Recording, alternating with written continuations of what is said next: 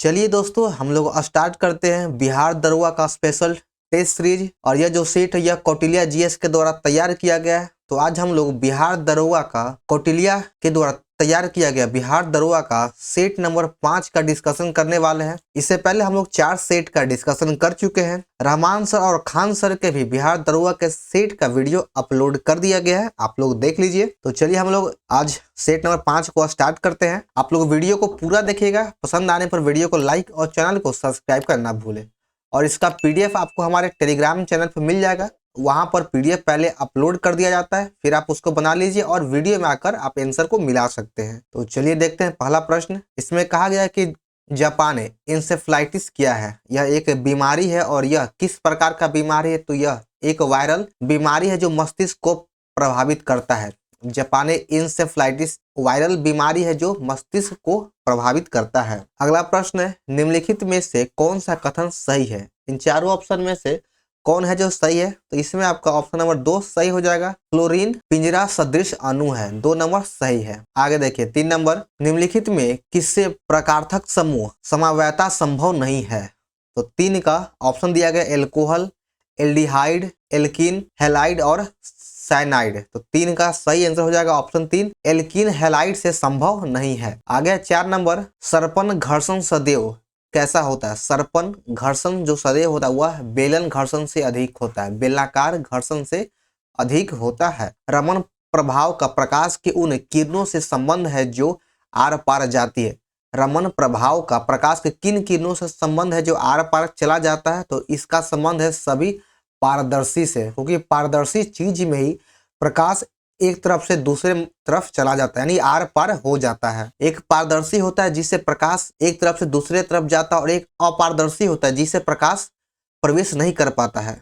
और एक अर्ध पारदर्शी होता है जिसमें प्रकाश का कुछ भाग ही आर पार जा पाता है, जैसे तेल लगा हुआ कागज से कुछ ही भाग दूसरे तरफ जाता है। आगे देखिए 6 नंबर, किस स्तर से अधिक की ध्वनि खतरनाक ध्वनि प्रदूषण कहलाता है। तो 85 डेसिबल से ऊपर की जो ध्वनि है उसे खतरनाक ध्वनि माना जाता है, 2 नंबर सही है। और हम लोगों के लिए, जो मनुष्यों के लिए जो सबसे अच्छा जो माना जाता है सुनने लायक, वो 85 डेसिबल तक ही है, कान के लिए सही है। निम्नलिखित में किसका उपयोग जल की कठोरता को दूर करने के लिए किया जाता है।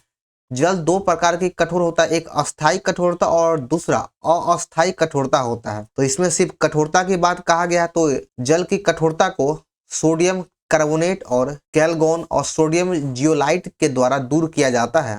तो इसमें 7 का 4 नंबर हो जाएगा उपयुक्त में से सभी। 8 नंबर है कि निम्नलिखित में कौन सा पादप हार्मोन है। इंसुलिन, थायरोक्सिन, एस्ट्रोजन या साइटोकाइनिन। इन चारों में से कौन है जो पादप हार्मोन है। तो 8 का सही हो जाएगा ऑप्शन डी, साइटोकाइनिन। यह एक प्रकार का पादप हार्मोन है और इसका काम है सेल का डिवीजन करना, कोशिका का विभाजन में यह बहुत महत्वपूर्ण योगदान निभाता है। अगर इंसुलिन की बात करें तो यह अग्नाशय के बीटा सेल के द्वारा स्रावित होता है।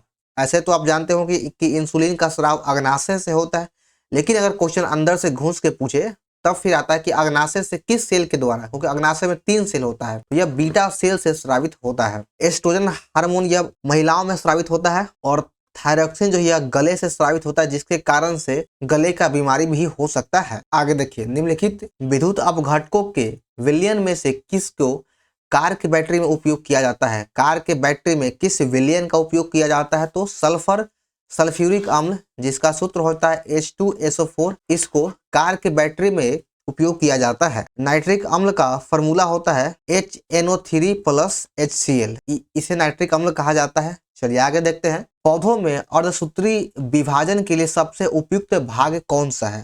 पौधों में अर्धसूत्री विभाजन के लिए सबसे उपयुक्त भाग होता है परागकोश। परागकोश इसका सबसे उपयुक्त भाग है। तो 10 का 3 सही है। किस कारण से तरल पदार्थों के क्वथनांक में भिन्नता होती है। तरल पदार्थों के क्वथनांक में अंतर होता है या डिफरेंस होता है। तो यह जो है यह अंतर दाब में, प्रेशर में भिन्नता के वजह से होता है। अगर दाब बढ़ेगा तो तरल का क्वथनांक भी बढ़ जाएगा, दाब कम होगा तो क्वथनांक भी कम जाएगा। इसीलिए देखते हो कि प्रेशर कुकर में खाना जल्दी बनता है, क्योंकि उसके अंदर दाब बहुत अधिक होता है, क्वथनांक भी अधिक हो जाता है, जिससे खाना जल्दी पक जाता है। शुद्ध सोना कितने कैरेट का होता है। तो शुद्ध सोना 24 कैरेट का होता है, 2 नंबर सही है। और यह प्रश्न जो अब 12 नंबर, ये बहुत ही बदनाम प्रश्न है, ये आपको सभी एग्जाम में आपको पूछ लिया गया, चाहे रेलवे हो, एसएससी हो, कोई भी एग्जाम सभी में यह पूछा गया है। चलिए आगे है 13 नंबर। और अभी तक अगर आप लोग वीडियो को लाइक नहीं किए तो लाइक कर दीजिए और चैनल को सब्सक्राइब करना भी ना भूलें। चलिए आगे देखते हैं 13 नंबर। नाभिकीय रिएक्टर में निम्नलिखित में से किसे मंदक के रूप में प्रयोग किया जाता है? नाभिकीय रिएक्टर में मंदक के रूप में ग्रेफाइट का भारी जल, जिसे D2O कहते हैं, D2O कहते हैं, इस सभी का उपयोग किया जाता है। ग्रेफाइट, D2O का उपयोग किया जाता है। तो 13 का 2 नंबर सही है। और जो नाभिकीय रिएक्टर है, सर्वप्रथम एनरिको फर्मी के द्वारा शिकागो में 1942 ईस्वी में किया गया था। और एक आता है कि नियंत्रक क्षण के रूप में किसका उपयोग होता है? तो नियंत्रक क्षण के रूप में बोरॉन और कैडमियम के क्षण का उपयोग किया जाता है। पौधों के आवश्यक पोषक तत्व में एक तत्व हाइड्रोजन का स्रोत क्या है? तो उस तत्व का नाम है, उस स्रोत का नाम है जल। जल जो है यह हाइड्रोजन का स्रोत है, यह भी पौधों के लिए बहुत ही महत्वपूर्ण है। जल का सूत्र होता है H2O होगा, अनुसूत्र है यह। रेशम के कीड़े किन पर पलते हैं? जो रेशम का कीड़ा होता है किन पर पलता या फूलता है? तो यह मलबरी के पत्ते पर अपना जो जीवन का है वह शुरुआत करता, बड़ा होता है। तो 15 का 2 नंबर सही है। और रेशम कीड़ों के पालन के अध्ययन को सेरीकल्चर कहा जाता है। सेरीकल्चर कहा जाता है। रोल्ड गोल्ड एक मिश्र धातु है जिसके संघटक निम्नलिखित में से कौन होता है? तो इसका जो मिश्रण होता है वह कॉपर और एल्युमिनियम का होता है। इसमें गोल्ड बिल्कुल भी नहीं होता है, कॉपर और एल्युमिनियम का यह मिश्रण होता है। जर्मन सिल्वर का जिंक और निकेल यह उसका मिश्रण है। कॉपर और जिंक यह पीतल का मिश्रण है। कॉपर और जिंक पीतल का मिश्रण है। कॉपर और एसएन यह कांसा का मिश्रण है। इसके मिश्रण से कांसा बनता है। आगे देखिए 17 नंबर। कार्बन कजल कैसे प्राप्त होता है? यह काजल होता है जो बचपन में आप लोग लगाते होंगे। तो यह किससे प्राप्त होता है? तो जो कार्बन का जो काजल है यह वायु की उपस्थिति में लकड़ी को ऊंचे तापमान पर तपाने पर यह प्राप्त होता है। 17 का 1 सही है। आगे देखिए 18 नंबर। टेरिलीन, इथाइलिन ग्लाइकोल और किस अम्ल का संघनन बहुलक है? तो यह टेरेप्थेलिक अम्ल का बहुलक है। 1 नंबर सही हो जाएगा। 19 नंबर की पाश्चीकरण या पाश्चुराइजेशन का संबंध किससे है? तो यह दूध के पाश्चुराइजेशन से संबंधित है। 2 नंबर सही हो जाएगा। इसमें किया यह जो शब्द है पाश्चुराइजेशन, इसका खोज लुईस पाश्चर के द्वारा किया गया है। इसमें होता यह है कि पाश्चुराइजेशन 2 तरह का होता है। एक होता है कि एक में कि दूध को 62 डिग्री सेंटीग्रेड पर गर्म किया जाता है 30 मिनट के लिए, आधे घंटे के लिए इसको गर्म किया जाता है। और दूसरा विधि यह है कि इसमें 72 डिग्री सेंटीग्रेड एक हाई टेम्परेचर पर गर्म किया जाता है शॉर्ट टाइम के लिए, 15 सेकेंड के लिए। एक कम टेम्परेचर पर आधे घंटे के लिए गर्म होता है और एक हाई टेम्परेचर पर 15 सेकंड के लिए मात्र गर्म होता है। तो यही इसका विधि है। बायोगैस मुख्यतः क्या होता है? बायोगैस मुख्यतः कार्बन डाइऑक्साइड और मीथेन का मिश्रण है। बायोगैस कार्बन डाइऑक्साइड और मीथेन है। आगे देखिए 21 नंबर। वाहनों से निकलने वाले निम्न में कौन सी एक मुख्य प्रदूषक गैस है? वाहन से या गाड़ियों से निकलने वाले मुख्य प्रदूषक गैस कौन हो जाएगा? तो उस गैस का नाम हो जाएगा कार्बन मोनोऑक्साइड। इसे CO इसका सूत्र होता है। यह सबसे ही प्रदूषक गैस है। अगर बात करें कि ब्लड में जो सबसे अधिक जो घुलने वाला गैस होता है वह कार्बन मोनोऑक्साइड ही है। यह सबसे अधिक घुलनशील गैस है हमारे ब्लड में, जिसे दमघुटू गैस भी कहा जाता है। आगे देखिए 22 नंबर। प्रकाश तंतु निम्न में से किस सिद्धांत पर काम करता है? जो प्रकाश तंतु है यह पूर्ण आंतरिक सिद्धांत, टोटल रिफ्लेक्शन पर काम करता है। 4 नंबर सही है। और इसी के सिद्धांत पर मरीचिका भी बनता है। और कहीं कहीं अगर आप गर्मियों के दिन में रोड से जाते होंगे तो रोड पे आपको पानी जैसा प्रतीत होता हो, लेकिन वो पानी नहीं होता है। तो वो पूर्ण आंतरिक प्रवर्तन की वजह से हमें दिखाई देता है। आगे 23 नंबर। मेजेंटा द्वितीय रंग किन 2 प्राथमिक रंगों के मिश्रण से बनता है? मेजेंटा लाल और नीले रंग के मिश्रण से बनता है। 2 नंबर सही हो जाएगा। देखिए अगर आपको रंग का मिश्रण पूछे तो आप इस तरह से याद रख सकते हैं। एक आप त्रिभुज बना लीजिए, लूसेंट वगैरह में सब ऐसे ही देता है। तो इसको याद करने का तरीका ये है कि आप यहाँ बीच से शुरुआत करिए। यहाँ पर मरिएगा सब, मरिएगा सब, ये तरीका है याद करने का। यहाँ पर M हो जाएगा, यहाँ पर र मरी, और यहाँ पे Y, यहाँ पे G, स से सियान हो गया, B से ब्लू हो गया, यहाँ पे M से मैजेंटा, रेड, येलो, ग्रीन, सियान, ब्लू। तो यहाँ पे देखिए रेड और ब्लू के मिश्रण से मैजेंटा बना। आप और बीच में जो भी कलर आएगा रेड और सियान से सफेद बनेगा, मैजेंटा और येलो से सफेद बनेगा, और रेड और ग्रीन से येलो बनेगा, ग्रीन और ब्लू से सियान बनेगा, सियान ब्लू बनेगा। तो आप इस तरीके से इसे याद रख सकते हैं। ब्लीचिंग पाउडर का रासायनिक सूत्र निम्नलिखित में कौन है? ब्लीचिंग पाउडर का रासायनिक सूत्र कैल्शियम ऑक्सीक्लोराइड है, CaOCl2 है। कैल्शियम सल्फेट इंटू H2O यह जिप्सम का सूत्र है। CH4L4, यह पैरिन का सूत्र और क्लोरोफॉर्म का सूत्र हो जाएगा CHL3। आगे देखिए 25 नंबर, निम्नलिखित में कौन सा युग्म सुमेलित नहीं है? विटामिन ए का खोज मैकुलन के द्वारा किया गया, विटामिन बी की खोज मैकुलन ही किया है, विटामिन सी का खोज जेम्स लिंड के द्वारा किया गया और विटामिन डी की खोज पाल मूलर के द्वारा किया गया है।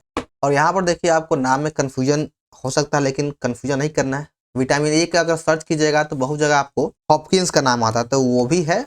सब अलग अलग तरह से खोज किया गया है, सबका अपना योगदान है। आगे देखिए 26 नंबर, इसमें कहा है कि निम्न में से कौन सा सर्वाधिक व्यस्त समुद्री नहर व्यापार है? तो जो सबसे व्यस्त है वह हो जाएगा कील नहर। यहाँ नहर की बात कहा गया है, तो कील नहर सबसे व्यस्त है। यह उत्तरी सागर और बाल्टिक सागर को जोड़ता है, उत्तरी सागर और बाल्टिक सागर को जोड़ने वाली नहर है। सुएज नहर, अगर सुएज नहर की बात करें तो यह जो मानव के द्वारा निर्मित सबसे व्यस्त नहर है, मानव के द्वारा निर्मित सबसे व्यस्त नहर है, और जो भूमध्य सागर और लाल सागर के बीच स्थित है या इसके जोड़ता है। पनामा नहर यह प्रशांत महासागर और कैस्पियन सागर के बीच स्थित है। सू नहर सुप्रिय झील और हुरून झील को जोड़ता है। तो इन सभी फैक्ट को भी याद रखना है। चलिए आगे देखिए 27 नंबर, इसमें कहा गया है कि समताप मंडल को जेट विमान की उड़ाने के लिए आदर्श माना जाता है। क्यों? क्योंकि इस मंडल में कोई भी मौसमी घटनाएं नहीं होती है, इस परत में बादल और अन्य मौसमी घटनाएं नहीं होती है, तो इसलिए यह आदर्श माना जाता है। किस मिट्टी को कोशिका या कैपिलरी सबसे अधिक प्रभावशाली होता है? तो चिकनी मिट्टी में यह सबसे अधिक प्रभावशाली होता है। 1 नंबर सही हो जाएगा, चिकनी मिट्टी। आगे है 29 नंबर, भारत में बॉक्साइट के निक्षेप किन क्षेत्र या किस क्षेत्र में पाए जाते हैं?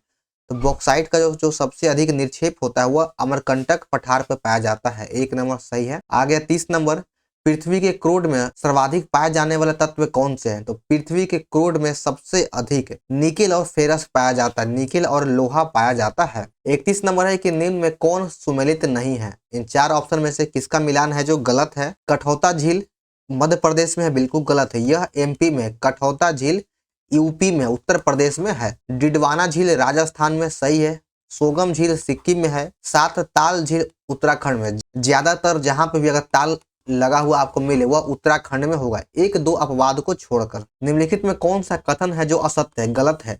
गुजरात राज्य के समुद्र तट सबसे अधिक लंबा है, बिल्कुल सही है। गुजरात की तट रेखा सबसे अधिक लंबी है। भारत के कुल 9 राज्य समुद्र तट से लगे होते हैं, सही है।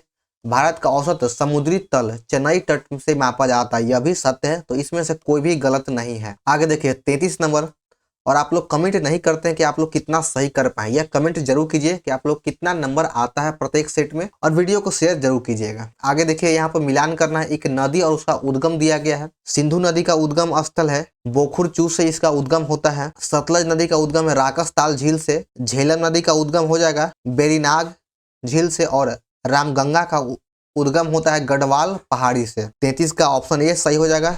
4 3 1 2। आगे देखिए दंडकारण्य पठार निम्नलिखित में किस राज्य में है? दंडकारण्य पठार यह छत्तीसगढ़ में भी इसका विस्तार है, आंध्र प्रदेश में है और तेलंगाना, इन तीनों राज्यों में दंडकारण्य पठार का विस्तार है। तो ऑप्शन डी हो जाएगा इनमें से सभी। प्रणालियों और प्राणियों और पादपों की जातियों में अधिकतम विविधता मिलती है कहाँ पर? तो सबसे अधिकतम जो विविधता मिलता है वह उष्ण कटिबंध के आर्द्र वनों में पाया जाता है। 1 नंबर सही हो जाएगा। अगला प्रश्न 36 नंबर की किसे अर्ध महासागर कहा जाता है? तो हिंद महासागर को अर्ध महासागर कहा जाता है। 2 नंबर सही है, हिंद महासागर को अर्ध महासागर कहा जाता है। यहाँ पर नाम में अच्छे से याद रखें, अर्ध महासागर पूछ रहा तो यह हिंद महासागर को कहा जाता है। अटलांटिक महासागर को अंध महासागर कहा जाता है, और यहाँ पर आर्कटिक महासागर को छुपा हुआ महासागर कहा जाता है। आगे 37 नंबर, ड्रेक पैसेज जल संधि किसको अलग करता है? तो ड्रेक पैसेज जल संधि दक्षिणी अमेरिका एवं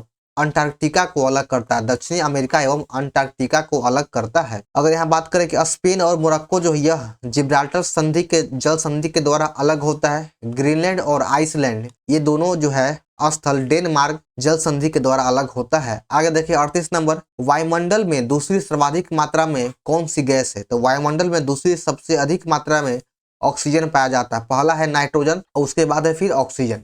सौरमंडल का सबसे ऊंचा पर्वत निक्स ओलंपिया किस ग्रह पर है? तो निक्स ओलंपिया पर्वत ये मंगल ग्रह पर स्थित है, जो सौरमंडल का सबसे ऊंचा पर्वत है। आगे 40 नंबर, भारत में सबसे छोटा दिन कब होता है? भारत में सबसे छोटा दिन 22 दिसंबर को होता है। या फिर इस प्रश्न को इस तरह से पूछ सकता है कि उत्तरी गोलार्ध में सबसे छोटा दिन कब होगा?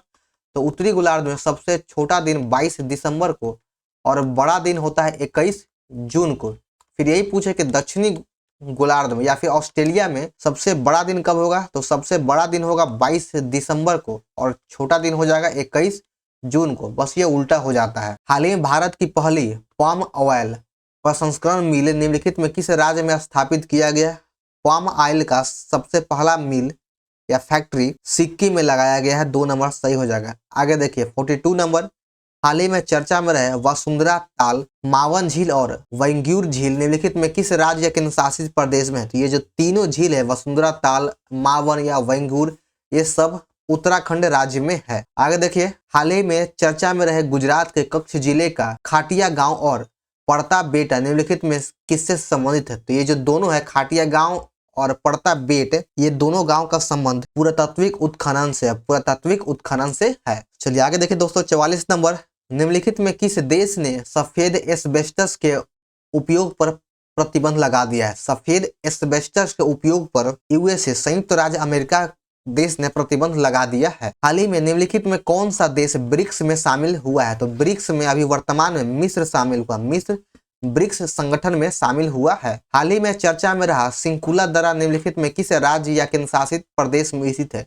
सिंकुला दर्रा का संबंध हिमाचल प्रदेश से, हिमाचल प्रदेश से है। हाल ही में खाद्य अपशिष्ट सूचकांक रिपोर्ट 2024 निम्नलिखित में से किस संगठन के द्वारा प्रकाशित किया गया है? खाद्य अपशिष्ट सूचकांक रिपोर्ट 2024 का प्रकाशन संयुक्त राष्ट्र पर्यावरण कार्यक्रम के द्वारा किया जाता है, संयुक्त राष्ट्र पर्यावरण कार्यक्रम के द्वारा किया जाता है। हाल ही में चर्चा में रहा स्टारगेट निम्नलिखित में से किससे संबंधित है? स्टारगेट का संबंध सुपर कंप्यूटर से है, सुपर कंप्यूटर से इसका संबंध है। आगे 49 नंबर कि हाल ही में चर्चा में रहे कच्चातीव द्वीप निम्नलिखित में से किस मध्ययुगीय साम्राज्य का शासन था? तो उस समय यह उस पर जाफना साम्राज्य का शासन था, जाफना साम्राज्य का शासन था। आगे देखिए कि हाल ही में भारत ने निम्नलिखित में किस ध्रुवीय अनुसंधान स्टेशन पर अपना तीसरा डाकघर खोला है? तो उस तीसरे डाकघर का नाम है भारत स्टेशन, भारतीय स्टेशन। ऑप्शन ए सही है। और सबसे पहले खोला गया था दक्षिणी गंगोत्री जो अब बंद हो चुका है। उसके बाद फिर मैत्री स्टेशन को खोला गया था दूसरी बार, और तीसरा जो है वह भारतीय स्टेशन को खोला गया है। और हिमाद्री यह उत्तरी ध्रुव पर स्थित है। हाल ही में चर्चा में रहा लोंगटेब उत्सव किस राज्य या केंद्र शासित प्रदेश से मनाया जाता है? लोंगटेब उत्सव अरुणाचल प्रदेश में मनाया जाता है। लोंगटेब उत्सव अरुणाचल प्रदेश में मनाया जाता है। आगे है कि किस क्रिकेट स्टेडियम में भारत की पहली हाइब्रिड पिच बनाई गई है? भारत की पहली हाइब्रिड पिच धर्मशाला हिमाचल प्रदेश के क्रिकेट स्टेडियम में बनाया गया है। हाल ही में विश्व का पहला परमाणु ऊर्जा शिखर सम्मेलन निम्नलिखित में किस देश में आयोजित किया जाएगा? ये जो सभी करंट अफेयर है बहुत इंपॉर्टेंट, इसको याद रखना है कि परमाणु ऊर्जा शिखर सम्मेलन का आयोजन बेल्जियम में किया गया, बेल्जियम में किया गया है। मिशन 414 किस राज्य ने लॉन्च किया है? तो मिशन 414 यह हिमाचल प्रदेश सरकार के द्वारा लॉन्च किया गया है। आगे देखिए 55 नंबर, हाल ही में निम्नलिखित में किस देश में विश्व हेपेटाइटिस शिखर सम्मेलन 2024 का आयोजन किया जाएगा? विश्व हेपेटाइटिस शिखर सम्मेलन 2024 का आयोजन पुर्तगाल के द्वारा किया जाएगा, पुर्तगाल के द्वारा किया जाएगा या फिर किया गया है। और विश्व हेपेटाइटिस दिवस प्रतिवर्ष 28 जुलाई को मनाया जाता है। 28 जुलाई को प्रतिवर्ष विश्व हेपेटाइटिस दिवस मनाया जाता है। निम्नलिखित में किस स्थान पर विश्व के सबसे बड़ी नवीकरणीय ऊर्जा पार्क का निर्माण किया जा रहा है? विश्व का सबसे बड़ा नवीकरणीय ऊर्जा पार्क का निर्माण गुजरात के कच्छ जिला में किया गया है, गुजरात के कच्छ जिला में किया जाएगा। और यहाँ जो ऊर्जा का निर्माण होगा वह ज्वारीय ऊर्जा का निर्माण होगा, यहाँ पर ज्वारीय ऊर्जा का निर्माण किया जाएगा। भारत के सबसे बड़े गुफा मंदिर का नाम क्या है? तो भारत के सबसे बड़े गुफा मंदिर का नाम है कैलाश मंदिर। चलिए आगे देखते हैं, काला घोड़ा महोत्सव किस राज्य में मनाया जाता है? काला घोड़ा महोत्सव का आयोजन महाराष्ट्र में किया जाता है, महाराष्ट्र में काला घोड़ा महोत्सव मनाया जाता है। अंबुबाची मेला का संबंध किस राज्य से? यह जो प्रश्न है हम ये लगभग सभी सेटों में आपको देखने को मिलेगा, चाहे वो रहमान सर का हो चाहे खान सर का, सभी सेट में यह प्रश्न आपको देखने को मिला हुआ कि अंबुबाची मेला का संबंध किस राज्य से है? तो यह असम से, असम से इसका संबंध है। वेलिंगटन कप का संबंध किस खेल से है?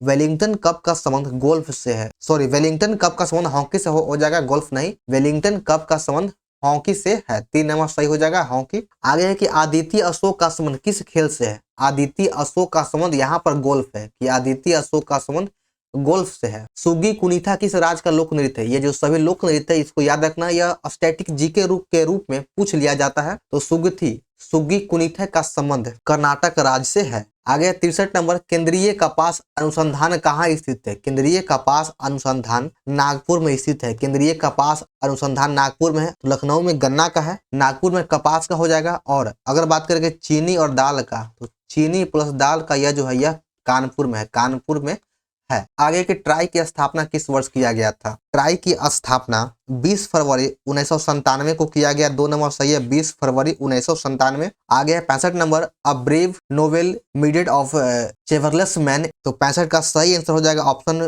बी ग्रेलेंट। 66 देखिएगा, गाल एंड वर्म वुड। 66 का सही आंसर हो जाएगा ऑप्शन बी हेडफुल। 67 नंबर देखिए, it is a place for off hair. तो 67 का सही आंसर हो जाएगा कि फार फ्रॉम हेयर। चलिए आगे बढ़ते हैं कि यदि नारंगी को मक्खन कहा जाए, मक्खन को साबुन कहा जाए, साबुन को स्याही कहा जाए, स्याही को शहद कहा जाए और शहद को नारंगी, तो कपड़ा धोने निम्नलिखित में से किसका उपयोग किया जाता है। तो यह जो प्रश्न बहुत ही आसान है और इसको बनाना बहुत ही सिंपल है। सबसे पहले देखिए कि पूछ क्या रहा है कि कपड़ा धोने के लिए किसका इस्तेमाल करते हैं। तो कपड़ा धोने के लिए हम लोग साबुन का इस्तेमाल करते हैं या सर्फ का। तो यहाँ पर देखिए साबुन है, तो साबुन को क्या कहेंगे, तो साबुन को स्याही कहा जाता है। बस आंसर हो जाएगा स्याही। 1935 के अधिनियम के तहत कराए गए विधानसभा चुनाव में किस राज्य में कांग्रेस ने पूर्ण बहुमत नहीं प्राप्त था। तो कांग्रेस का जो पूर्ण बहुमत है वह बंगाल में नहीं मिला था। मद्रास, उड़ीसा, बिहार, ये तीनों राज्यों में पूर्ण बहुमत था, लेकिन बंगाल, उत्तरी पश्चिमी, सिंध और पंजाब, ये सभी राज्यों में पूर्ण बहुमत नहीं मिला था। आगे देखिए 70 नंबर, भारत के संविधान सभा का गठन किया गया था किसके अंतर्गत। जो संविधान सभा का गठन था यह कैबिनेट मिशन योजना के अंतर्गत किया गया था। हमारे देश में भारत के संविधान के द्वारा संविधान सभा का गठन कैबिनेट मिशन योजना के तहत किया गया था। और इस कैबिनेट मिशन योजना का जो गठन था यह 24 मार्च 1946 को किया गया था। 24 मार्च 1946 को किया गया था। भारतीय संविधान में मौलिक कर्तव्य का विचार किस देश से लिया गया। मौलिक कर्तव्य का विचार रूस के संविधान से लिया गया। 3 नंबर सही है। और यह जो मौलिक कर्तव्य है इसका उल्लेख भाग 4 के क में अनुच्छेद 51 के क में किया गया है। और यह स्वर्ण सिंह समिति के सिफारिश पे हमारे देश में मौलिक कर्तव्य को जोड़ा गया है। संघ सूची में कौन से विषय नहीं आता है। तो संघ सूची पर विषय बनाने का, कानून बनाने का अधिकार केंद्र सरकार का होता है। और तो देखिए इसमें कौन सा ऑप्शन नहीं होगा। तो युद्ध की संधि यह संघ सूची का विषय है। कृषि, सिंचाई और सड़क यह जो है यह संघ सूची का विषय नहीं है। तो 2 नंबर सही हो जाएगा। आगे देखिए 73 नंबर, भारत में रहने वाला ब्रिटिश नागरिक दावा नहीं कर सकता है किस चीज का। भारत में रहने वाला जो ब्रिटिश नागरिक हुआ किस चीज का दावा नहीं कर सकता है। तो इस प्रश्न को आंसर देने से पहले ये जान लीजिए कि हमारे देश में, हमारे संविधान में कुछ ऐसे अनुच्छेद दिया गया है जो सिर्फ केवल भारतीयों को प्राप्त है, भारतीयों का वह अधिकार है। तो अनुच्छेद 15, 16, 19, 29 और 30, इसके अंतर्गत जो भी अधिकार है वह केवल भारतीय नागरिक को ही प्राप्त, विदेशियों को प्राप्त नहीं है। तो व्यापार और व्यवसाय के स्वतंत्रता का अधिकार, इसका जो उल्लेख है यह अनुच्छेद 19 में किया गया और यह केवल भारतीयों को प्राप्त है, विदेशी को नहीं।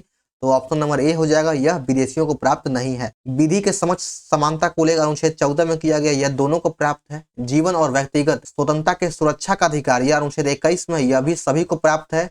धर्म की स्वतंत्रता का उल्लेख अनुच्छेद 25 से 28 में किया गया है, तो यह भी सभी को प्राप्त है। निम्न में से कौन राज्य के नीति निर्देशक तत्व से संबंधित नहीं है। सामान्य न्याय और निःशुल्क कानूनी सहायता का उल्लेख अनुच्छेद 39 के क में किया गया है। और इसको ये देख लीजिए कि नीति निर्देशक तत्व का उल्लेख भाग 4 में और अनुच्छेद 36 से 51 तक किया गया है। तो इसके बीच में जो भी आएगा यह नीति निर्देशक तत्व होगा। नागरिकों के लिए समान कानूनी संहिता अनुच्छेद 44 में है। कार्यपालिका से न्यायपालिका का पृथक्करण, इसका उल्लेख अनुच्छेद 50 में किया गया है। राजकीय नियुक्तियों में भेदभाव का निषेध, इसका उल्लेख अनुच्छेद 16 में किया गया है। तो आपका ऑप्शन डी हो जाएगा, यह नहीं है। आगे 75 नंबर, संसदात्मक व्यवस्था में निम्न सदन के प्रति प्रधानमंत्री की जवाबदेही होती है क्या। तो प्रधानमंत्री की जवाबदेही प्रत्यक्ष और निरंतर होता है। 1 नंबर सही है। कौन सा सिद्धांत संघ और राज्यों के मध्य विधायी शक्तियों के विभाजन से संबंधित है। तो 76 का सही आंसर हो जाएगा ऑप्शन नंबर 3, पृथक्करण का सिद्धांत। ऑप्शन नंबर 3 सही है। आगे देखिए कि औरंगजेब के संदर्भ में निम्नलिखित में कौन सा कथन है जो गलत है। औरंगजेब को जिंदा पीर कहा जाता था, बिल्कुल सही है। शासक बनने से पूर्व औरंगजेब गुजरात का सूबेदार था, बिल्कुल गलत है। शासक बनने से पहले औरंगजेब दक्षिण भारत का सूबेदार था। औरंगजेब ने जहांआरा को साहिबात उल जमाने को उपाधि दिया था, बिल्कुल सही है। औरंगजेब का राज्याभिषेक 2 बार किया गया, यह भी सही है। इसमें से ऑप्शन नंबर 2 गलत। शिवाजी को राष्ट्र प्रेम की भावना एवं देवता गौ ब्राह्मण तथा धर्म रक्षा की प्रेरणा किससे मिली थी? यह सभी जो प्रेरणा है यह गुरु रामदास से मिला था और यह शिवाजी के आध्यात्मिक गुरु हैं। और शिवाजी के अगर राजनीतिक गुरु की बात करें तो दादाजी कोंडदेव शिवाजी के राजनीतिक गुरु हैं। वे कृषक मजदूर जो भूमि के क्रय विक्रय के साथ ही हस्तांतरित हो जाते हैं उसे क्या कहा जाता है? तो उसे कुर्दी कहा जाता है, कुर्दी कहा जाता है। हुमायूं भारत से निर्वासित होने के पश्चात अपना जीवन कहाँ व्यतीत किया था? तो इसने अपना जीवन जो है काबुल में व्यतीत किया था। 2 नंबर सही है। अगला प्रश्न 81 नंबर, पंजाब में क्रांतिकारी राष्ट्रवाद के उदय के लिए निम्न में कौन से एक कारण उत्तरदायी नहीं है? अकाल, कठोर बाल श्रम, जमींदारों द्वारा आरोपित बेगार प्रथा या फिर भू राजस्व एवं सिंचाई कर में वृद्धि।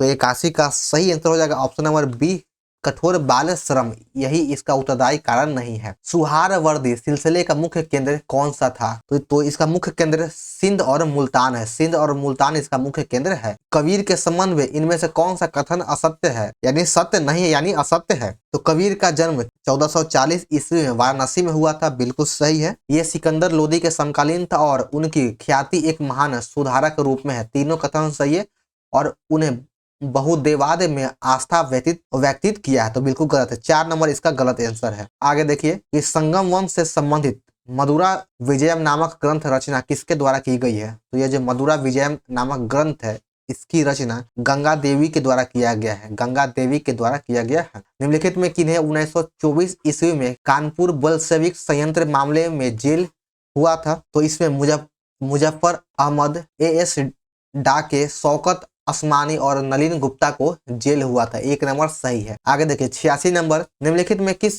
पर सूर्य सेन के साथ मुकदमा चलाया गया और ब्रिटिश सरकार के खिलाफ युद्ध छोड़ने के लिए आजीवन कारावास की सजा सुनाई गई? तो यह जो सजा था यह कल्पना दत्त को सुनाया गया था। कल्पना दत्त को सुनाया गया था सूर्य सेन के साथ कल्पना दत्त को। स्वराज पार्टी के मुख्य उद्देश्य में इनमें से कौन सा एक शामिल नहीं था? इन चारों ऑप्शन में से ऑप्शन नंबर डी शामिल नहीं है। क्रांतिकारी आंदोलन को बढ़ावा देना यह उद्देश्य शामिल नहीं था, इसलिए 87 का 4 सही है। गांधी इरविन समझौता के हस्ताक्षरित होने में किसने महत्वपूर्ण भूमिका निभाया था? तो इसमें सबसे अधिक महत्वपूर्ण भूमिका तेज बहादुर सप्रू के द्वारा निभाया गया था। 3 नंबर सही है। और यह जो गांधी इरविन समझौता था यह 5 मार्च 1931 को हुआ था। 5 मार्च 1931 को महात्मा गांधी और लॉर्ड इरविन के बीच में हुआ था और इसमें सबसे अधिक महत्वपूर्ण भूमिका तेज बहादुर सप्रू ने निभाया। CR फार्मूला का मुख्य उद्देश्य क्या था? CR फार्मूला का मुख्य उद्देश्य देश की सांप्रदायिक समस्या को सुलझाना था। आगे देखिए 90 नंबर, पहली बार मानव विकास रिपोर्ट HDI का प्रकाशन UNDP के द्वारा कब किया गया था?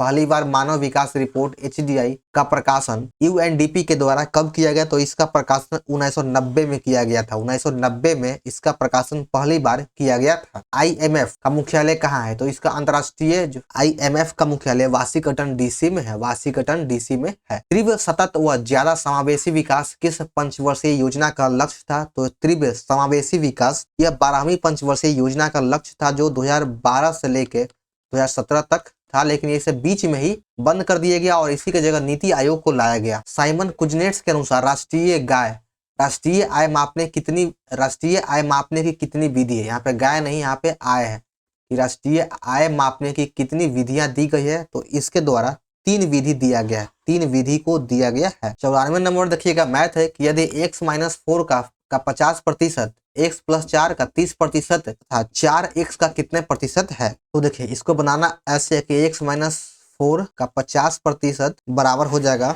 x + 4 का 30%। तो 100 से 100 कट गया, 1 गुना 100 से 1 गुना यहाँ पे कट जाएगा। 5x - 20 = 3x + 12। तो इसको हल करने पे यहाँ पे 2x = आ जाएगा 32, x का मान आ जाएगा 16। तब देखिए 4x का कितना प्रतिशत है? तो 4x का मान हो गया 16 गुना 100, 4 × 4 = 16, 4 से यहाँ कट जाएगा 25 बार में तो 25 है, यहाँ 25 इसका सही आंसर है, 25% है। तो 94 का 3 नंबर सही हो जाएगा, 25%। आगे देखिए 95, इसको सरल करना है तो इसको आप अगर परमीकरण कीजिएगा तो परमीकरण करने के बाद इसका मान 8 आ जाएगा। बहुत ही आसान है, ये लंबा जाएगा तो इसको बना नहीं सकते। आगे देखिए 96 नंबर, 4 व्यक्ति को के 4 दिन खाने के लिए 4 किलो चावल की आवश्यकता है।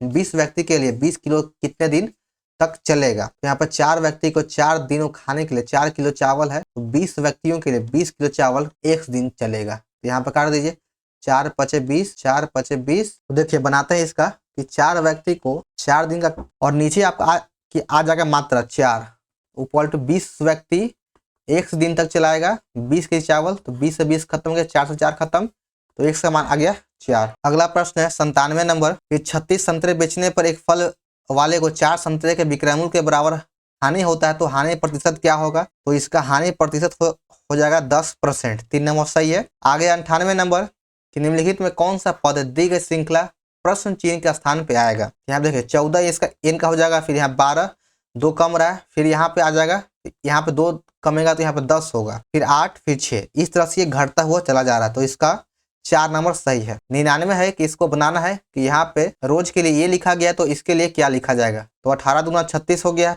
वो 15वें स्थान पे थे, 15 दूना 30, 5 दूना 10 और 19 दूना 38, ये दोगुना किया गया है। तो 12 दूना 24 होगा इसका, 9 दूना 18, फिर 24, फिर 50। तो 99 का 1 नंबर सही होगा। आगे देखिए अगला है 100 नंबर। इस सेट का अंतिम प्रश्न कि 6 मित्र एक वृत्ताकार स्थिति में केंद्र की ओर मुंह करके बैठे हैं और ये 6 मित्र का नाम दिया गया है। पी टी और एस के ठीक बगल में बैठा है, एस क्यू के बाईं और ठीक बगल में बैठा है, यू क्यू के दाईं और ठीक बगल में बैठा है, आर यू और टी के बगल में बैठा है। तो टी के दाईं ओर कौन बैठेगा। तो टी के दाईं और ठीक बगल में पी बैठेगा, 1 नंबर सही है पी। तो 100 का 1 नंबर सही हो जाएगा। तो चलिए यहाँ पर हमारा सेट नंबर 5 समाप्त होता है। तो आप लोगों को ये वीडियो कैसा लगा कमेंट जरूर करें। पसंद आने पर वीडियो को लाइक और चैनल को सब्सक्राइब करना भूलें और इस वीडियो को अपने दोस्तों ग्रुप में शेयर जरूर करें। तो मिलते हैं फिर नेक्स्ट वीडियो में। जय हिंद।